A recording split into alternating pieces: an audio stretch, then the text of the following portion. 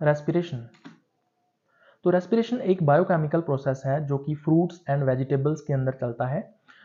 अब fruits and vegetables के अंदर कुछ स्टोर्ड ऑर्गेनिक सब्सटेंसेस होते हैं, मेनली वो शुगर्स होते हैं। इन शुगर्स को एनर्जी में कन्वर्ट किया जाता है और इस प्रोसेस के दौरान जो कार्बन डाइऑक्साइड है, वाटर है एंड हीट जो है वो रिलीज होते हैं। रेस्पिरेशन एक मेटाबॉलिक प्रोसेस है जिसमें ग्लूकोज और अदर कार्बोहाइड्रेट्स को ब्रेक डाउन किया जाता है ऑक्सीजन की प्रेजेंस में, और इस प्रोसेस को एरोबिक रेस्पिरेशन हम लोग मान सकते हैं। और इस दौरान एनर्जी जो है वो रिलीज होती है। अब ये एनर्जी जो है वो रिक्वायर्ड होती है जो हार्वेस्टेड फ्रूट्स एंड वेजिटेबल्स हैं उनके अंदर जो सेलुलर एक्टिविटीज होती हैं उनको मेंटेन करने के लिए।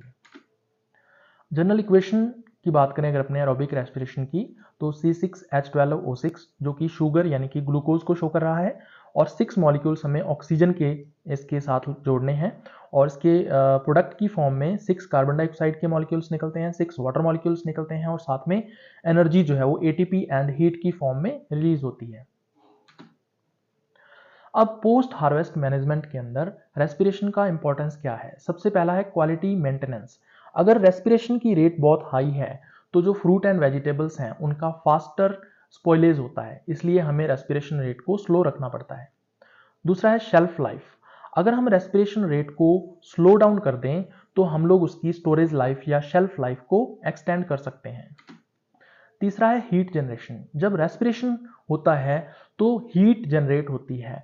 अगर हम इस हीट को अच्छी तरह से मैनेज ना कर पाएं तो जो फ्रूट या वेजिटेबल है उसको डैमेज हो सकता है। नेक्स्ट है वेट लॉस।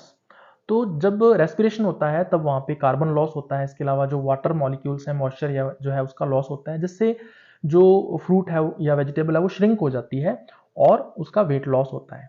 तो इसलिए रेस्पिरेशन को कंट्रोल करना आवश्यक है। इसके अलावा न्यूट्रिएंट लॉस भी होता है। जब रेस्पिरेशन की रेट बहुत ज़्यादा हाई होती है तो जो शुगर्स हैं, विटामिन्स हैं एंड फ्लेवर कंटेंट जो है उनकी अमाउंट जो है वो रिड्यूस हो जाती है।